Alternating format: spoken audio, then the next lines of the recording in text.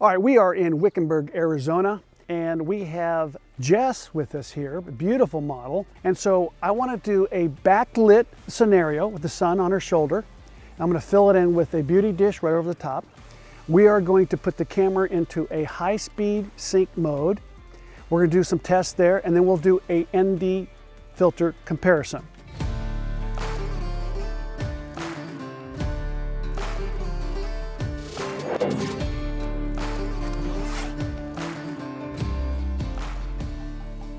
On the FJ800, it will automatically set the mode and high-speed sync there. This is a beautiful thing about it.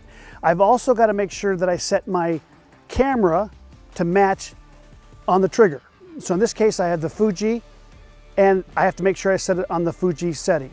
All right, so I've got her full length to start out with, and my goal here is to see if I can get some blue sky, still having the sun on her shoulder, and then this beauty dish is going to light her up underneath. She knows what she's doing, so I'm just going to follow her. All right, here we go. 1, 2, 3. I got my camera rotating here, so I'm still on a tripod, which that's how I prefer. And so I can just kind of rotate and follow her here. Yes, I love it. I love it. Now, what I might try is, I've got that background fairly dark, which I'm at that 4,000 shutter speed scenario, which is in high speed sync is absolutely amazing. But I might want to go down to, let's say, 2,000, so I bring a little bit of value back in the background so it looks a little more lifestyle. All right, so here we go. So it's not quite as dark in the background. And I'm at 1.7 aperture on this camera. It's a medium format camera. That's probably equivalent to maybe around a 51.4 on a standard full frame, 50, maybe 1.2, maybe not quite 1.2, it's pretty close. So it's gonna throw my background out, but at full length, it's not gonna give me super shallow depth of field. But as I move in, so let's do a kind of a waist up. I'll get your hands in there hopefully. But we'll move in a little bit. That's gonna give me more bokeh in the background. Beautiful.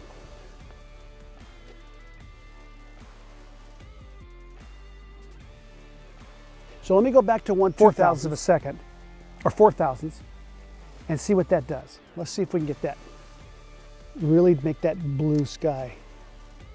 Wow.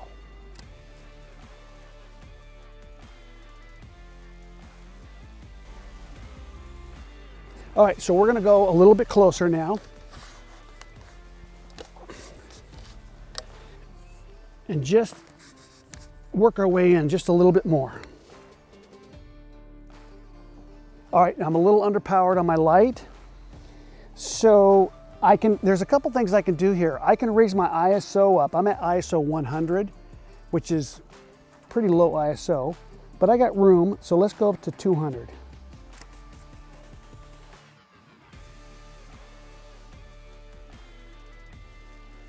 Now in this case, it might be that I have to raise my light a little bit because it's almost filling her face too much. I want a little bit of contrast. One of the things that I do is I look at the shadow, her eyes, nose, lips, and chin. If it fills in too much, it looks kind of flat. So I raise the light, it creates a shadow. So by raising that up, that should give me a little bit more contrast. There we go.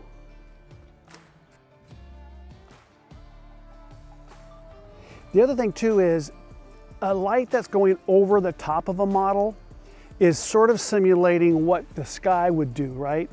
It's not overcast, but you have this sort of blanket of light coming down. The sun is causing the highlights on the back of the hair. So this is sort of simulating top-down light. Let's try our ND filter, and we're going to go off a high-speed sync. This is a 6-stop. In this case, I've got to set my shutter speeds from 1/2000 or 1/4000 down to my sync speed, which is 1/25, okay? And then let's just see, that should be pretty close We're gonna take one frame and take a look at it. Okay, so now I need to power up my light just a little bit. All right, ready?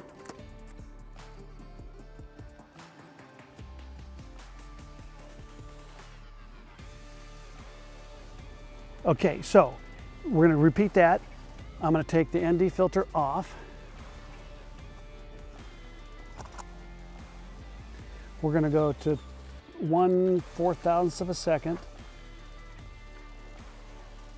Right there, 1, 2, 3.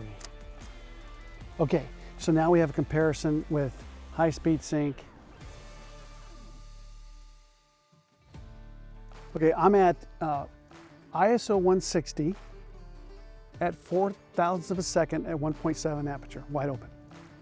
So I'm gonna take the ISO down to my 40 is the lowest I can do it. And I'm gonna raise my power up 2 stops and see what happens. I want that background to go dark blue. Wow. That is crazy. That's high speed sync at its best right there. A little dark, so let's go to ISO, oops, come on, ISO 80. Try it, 1, 2, 3. So that gives me the ability to knock that background down in value. That's not necessarily a very good representation of lifestyle, but it is a dramatic portrait or more creative portrait. And so that looks good. We're gonna move into more of a portrait scenario, which is I take my 24-inch beauty dish and I put it about 24 inches or so from my subject. That gives me the sweet spot of this modifier to my subject, at least for my taste as an artist.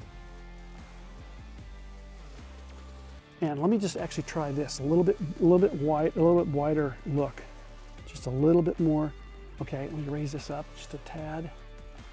Knock this down right there. 1, 2, 3.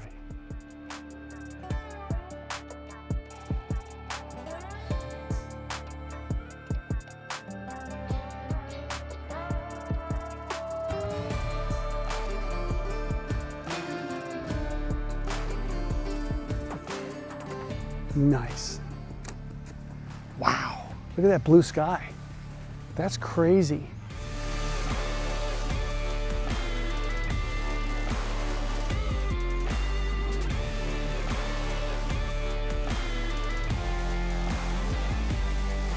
I think we got some really amazing results here with Jess, and we moved the beauty dish in at the last there to get a little more of a portrait.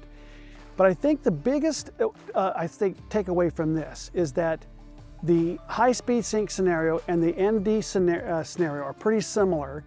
If you want to freeze action though, I think the high-speed sync is the way to go.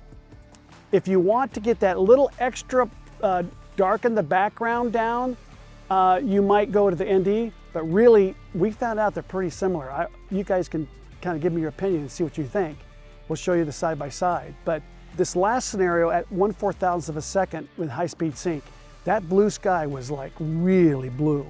And you cannot do that under a normal circumstances with a lower output strobe. This FJ800 really gives me that ability to make that sky blue. And if I turn it to black and white, that'll be a really beautiful gray, dark gray background. So the takeaway is I have the creative control that I need to get where I want to go.